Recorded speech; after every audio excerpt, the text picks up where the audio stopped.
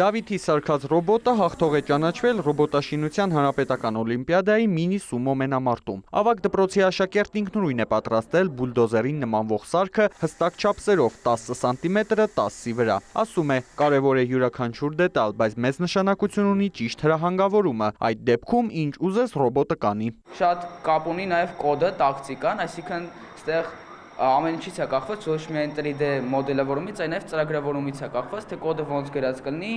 ինքը ճիշտ կգտնի հակառակորդի ռոբոտին, սենսորներից է կախված, սենսորները ճիշտ կաշխատեն թե չէ, գրեթե ամեն ինչից կախված է, դրա համար էլ այս մրցումը իր յուրատուկ բարդությունն ունի։ Օլիմպիադան ի տարբերություն 2025-ի այս տարի ունեցել է 4 անվանակարգ՝ մինի սումո, լեգո, ռեյսինգ եւ ազատ ոճ։ Կազմակերպիչները ենթաբաժիններն ավելացրել են հաշվի առնելով միջազգային չափորոշիչներն ու արտասահմանյան ստուգատեսների փորձը, ասում են հնարավորություն է նորովի բացահայտելու դպրոցականների ինժեներական եւ ճարտարագիտական հմտությունները։ Մենք Հայաստանում իրականացնում ենք ռոբոտաշինության մրցույթներ, որոնք բոլորը միջազգային ստանդարտներին համապատասխան են, եւ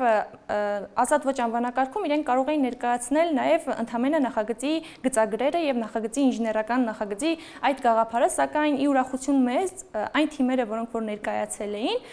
բոլորը իրենց պատրաստի նախագծերի մակետները եւ աշխատող մակետները ունեին, ինչը եւս բավականին հետաքրքիր է։ Ֆիզմատ դպրոցի բարեկամ հիմնադրամի աջակցությամբ կազմակերպված օլիմպիադային մասնակցել է շուրջ 300 աշակերտ 100 թիմով։ Մրցանակը ուղևորություն ռոբոտաշինության ստուգատեսի միջազգային փուլ։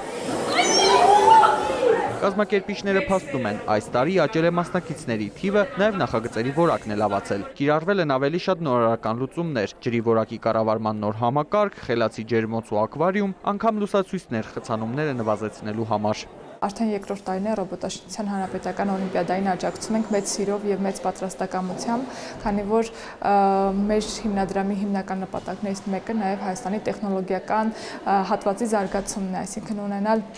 սերունդ երեխաներ, ովքեր տեխնոլոգիապես ավելի հզոր են, ավելի պատրաստված են 21-րդ դարի հմտություններին տիրապետում են։ Հաղթող երկու թիմն առաջիկայում կմեկնի Բուխարեստ, միջազգային մրցույթում ուժերը չափելու նպատակով։ Խոստանում են կատարելագործել սարք ընկերներին Հայաստանը պատվով ներկայացնելու համար։